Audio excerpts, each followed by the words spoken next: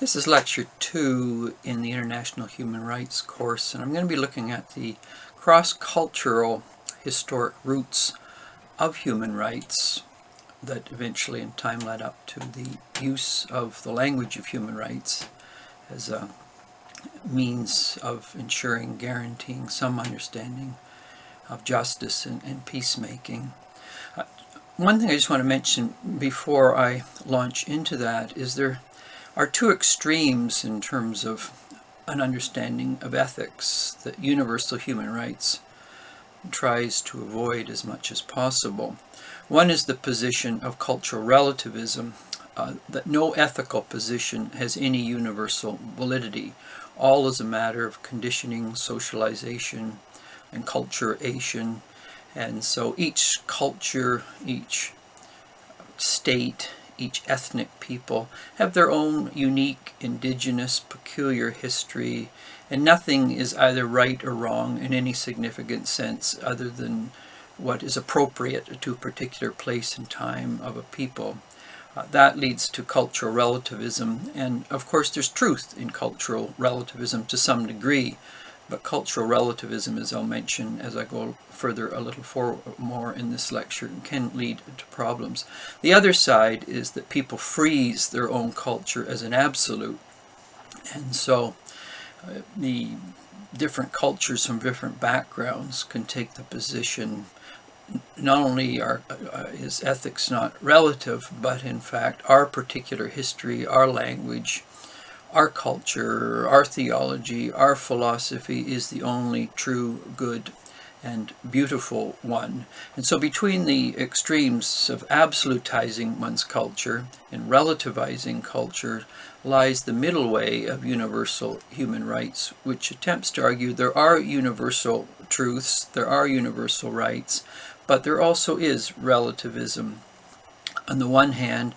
But universal human rights also tries to ward off a form of cultural absolutism, which is problematic as well. And so between these two extremes of unduly absolutizing a tradition and sometimes the language of human rights, which comes from a liberal tradition, is sometimes seen as an absolutizing of a certain ideological position itself, which then other traditions try and relativize universal rights. So we'll be exploring all of this as we go through the course.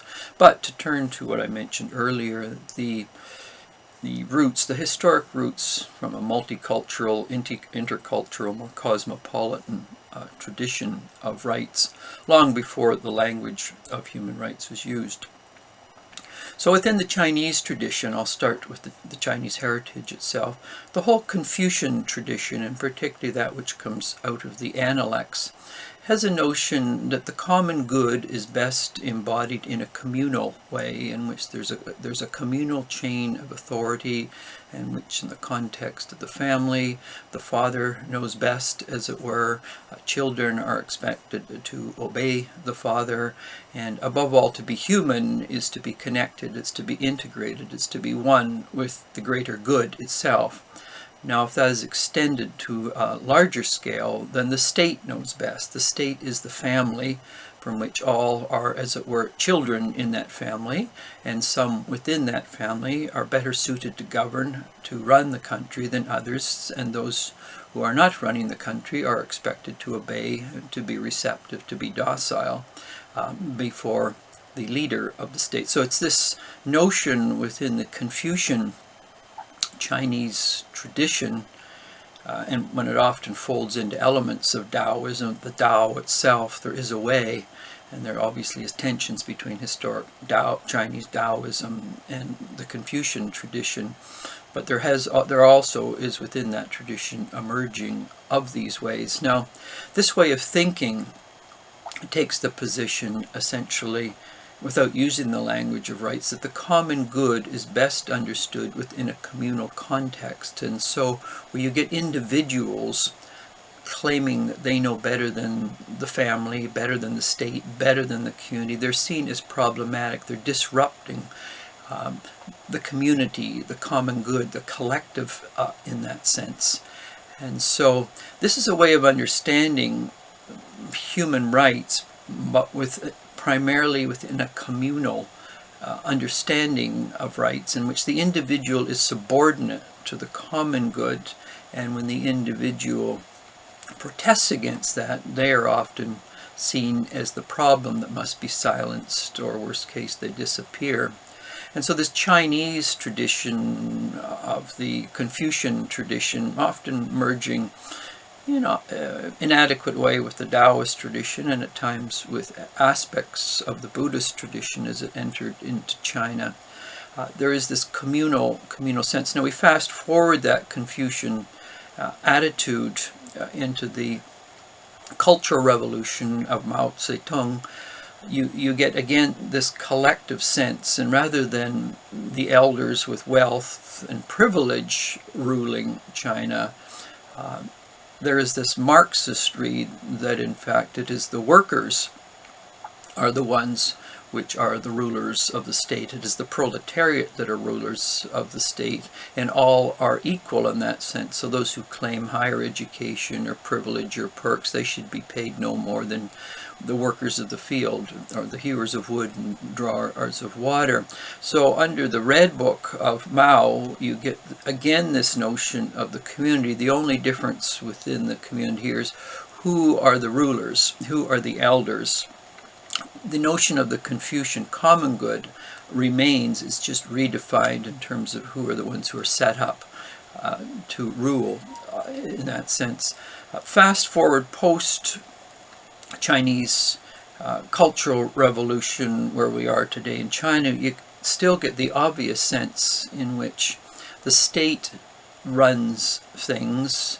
It's for the common good. Citizens are expected to obey and not dissent from the state, and where that occurs, where you often get, particularly in the area of political civil rights, the state will intervene very quickly.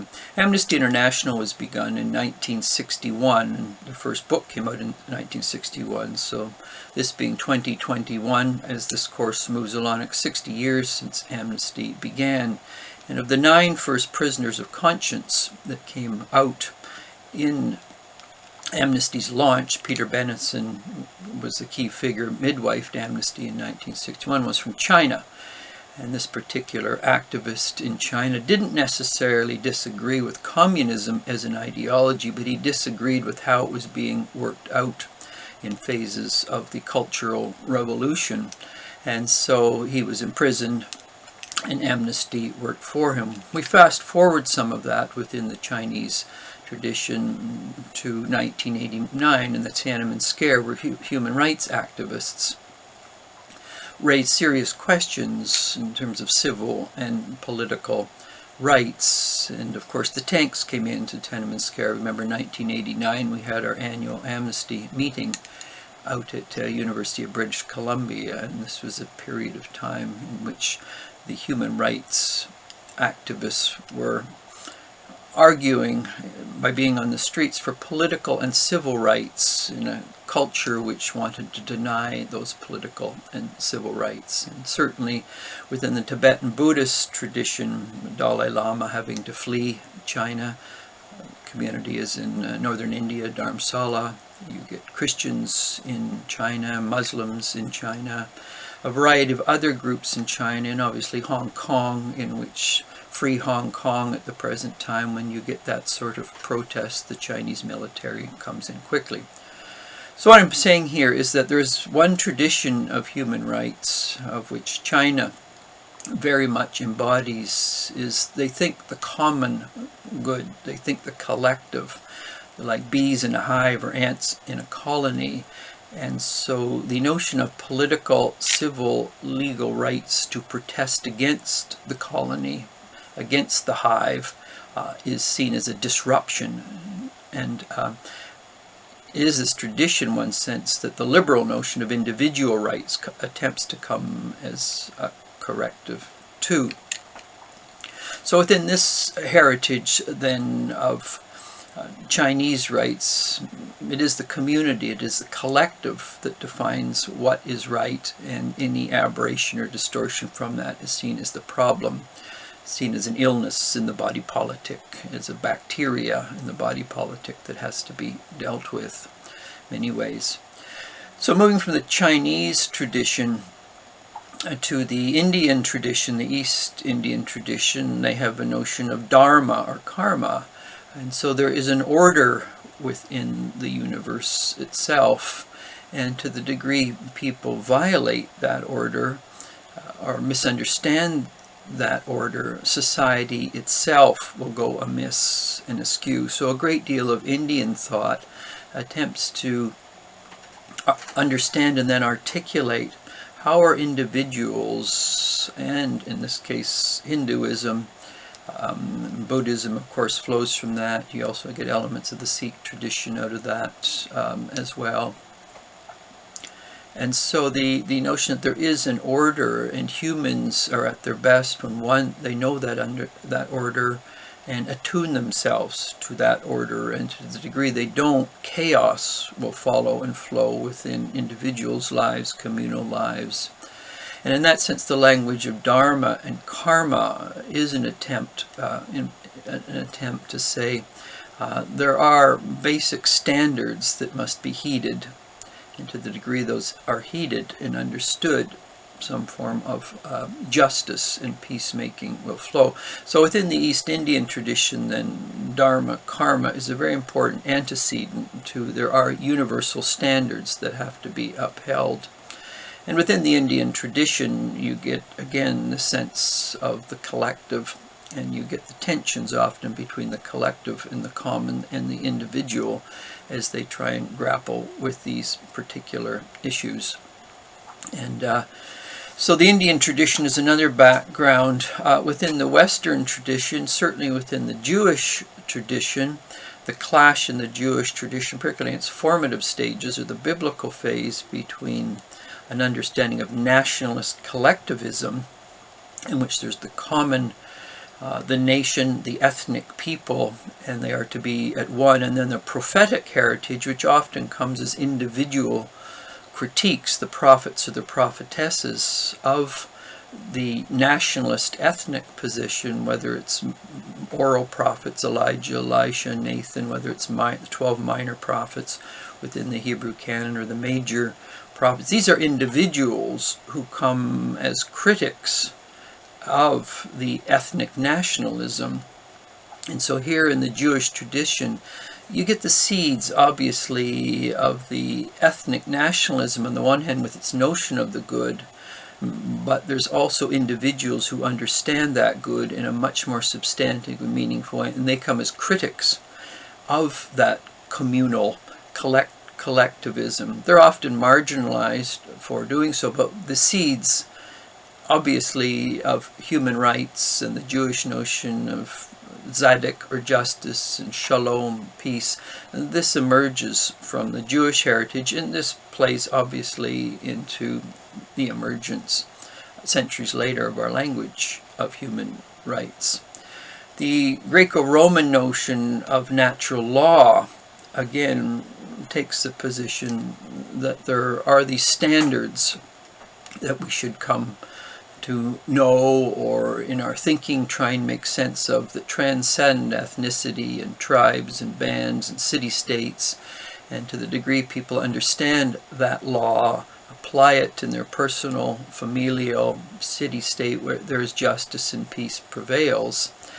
But there's also, obviously, within the Greco-Roman tradition, sophisticated thinkers who constantly grapple with the aberrations of the way that is applied. So hence you get the great tragedian writers, and particularly within that key figures such as Antigone, who questions the state dominated by Creon, and she's punished for it. You get Lysistrata questioning the warlike tendency amongst the Greeks, and Plato and Aristotle and Socrates questioning certain understandings of what makes for a good polis or city-state. So both within the Jewish and the Greco-Roman tradition, Cicero, Seneca, you get many of these people as individuals questioning an understanding of the collective, of the common good, of the hive.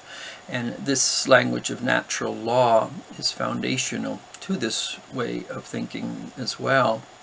The Christian tradition drew deeply from the Greco-Roman tradition with its understanding of natural law, the Jewish tradition, the prophetic tradition, and it was synthesized in the first, second, and third centuries of our common era, arguing that humans, because they bear the image and likeness of God, what's called the imago Dei, and they're also of the earth, the imago Mundi, there's something sacred about them, both bearing the image and likeness of God, and so they're all to be treated with great dignity and honor, and no one is in any way meant to, in principle at least, scar or damage that image within people. And being of the earth, and the earth itself is sacred, the Mundi, that they are again to be treated with respect and dignity. So at the level of political philosophy and theology and philosophy, the Christian tradition brought together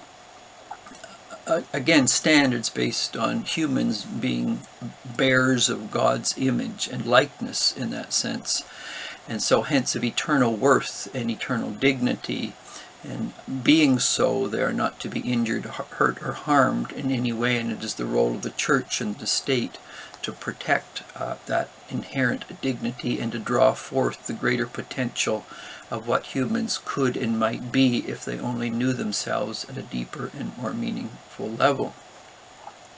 As history unfolded, of course, in the West, one of the key elements that anticipates human rights is the Magna Carta of 1215, in which the emerging nobles question the king's right, whether it's divine right of kings or just monarchical authority to do as they wish and will in terms of emerging middle class and lower class people. And there has to be a certain element of respect for political, civil, and legal rights. So Magna Carta of 1215 is a very important document in terms of anticipating human rights, which will then lead into eventually natural rights that you get in thinkers of the 16th, 17th century, Hugo Grotius, John Locke, and key thinkers like this, Edmund Burke, from which then key rights documents emerge.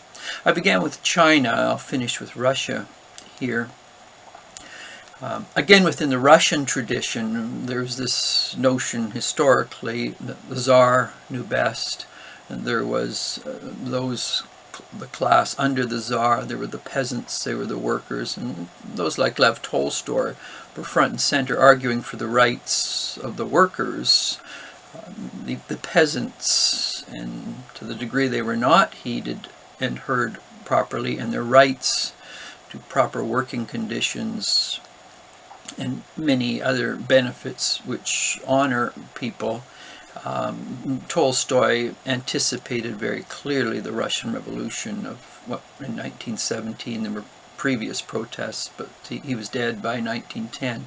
Revolution emerged in 1917. And again, what happens in the Russian Revolution, often those who are the victims of power, when they become powerful, they then oppress others. And so there's this irony when often what happens in the name of the language of justice or peacemaking, the oppressed become the oppressors once they then are in power. And we can see this played out obviously in China and in Russia as well in 1917. And so the legitimate call for economic, social, political, civil rights in Russia that led up to the 1917 revolution, and which was articulated in certain elements of Marxist thought, the bourgeois and the proletariat.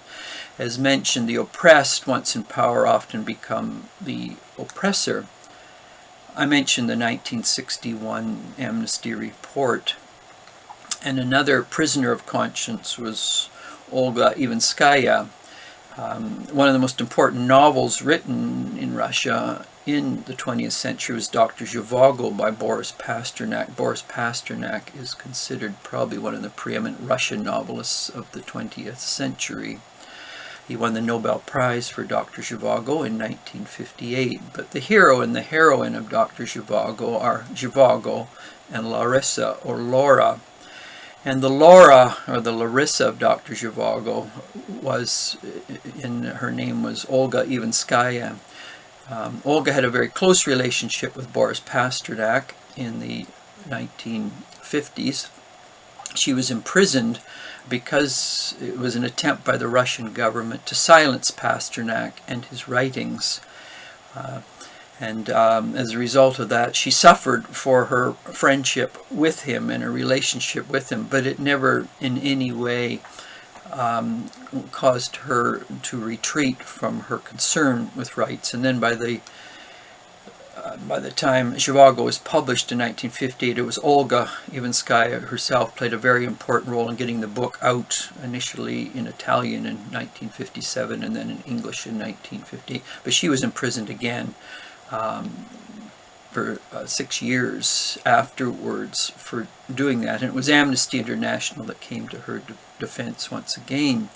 And so in the area of political and civil rights and legal rights, if one thinks of a government that is committed to the collective, and it is the role of the state to protect that collective, and any individual questioning of that, as in Dr. Zhivago, where Zhivago is constantly torn between the ideologues and who defines the left and the right, and these clashes between different interpretations of the future of Russia and how it should go. And Zhivago and Laura are caught in this turmoil and these clashes, and the novel is a great study of how do people survive in the midst of intense culture wars within the left and within the right and between the left and the right. How do they maintain their individual dignity and respect? And in that sense, it's not that Boris Pasternak was against communism. In fact, he saw much good in communism. And when he was offered the opportunity to leave Russia, when he was offered the Nobel Prize, and the communist government essentially said, if you go, you're not coming back, Pasternak, like Socrates and like Jesus, chose to stay in his country, but remain an individual who stood for the importance of the collective, but also the essential element of the individual and the community, and how you hold these two together. And so when we look at, briefly, a bit of an overview of rights, there's the history that we find obviously in China and being played out today, which thinks community collective rights. You can see that in the Russian tradition. There's a whole history that has developed in the West that leads up to, largely from Magna Carta 1215 forward, to rights. By the 16th, 17th century, the emergence of natural rights, which then become human rights, are going to play a very important role of the English Revolution of the 17th century, and then the French Revolution, which is going to follow. This is something I'll return to later. But key to note that these major areas of rights are constantly under attack, and on the one hand, they're often under attack on political, civil, legal rights, or they're under attack on the role of the state in protecting social, economic, and cultural rights. And so this more cosmopolitan historic overview gives you a little bit of a feel for traditions and their different understandings, particularly of individual and community rights, and what happens when community trumps the individual. On the other hand, we'll also be exploring, as we go through this course, what happens when the individual and the language of freedom negates duties and responsibilities as well, and the dilemmas that can raise. And that's a particular challenge with us today, the language of liberty and rights, often ignoring the companion side, which is duties and responsibilities.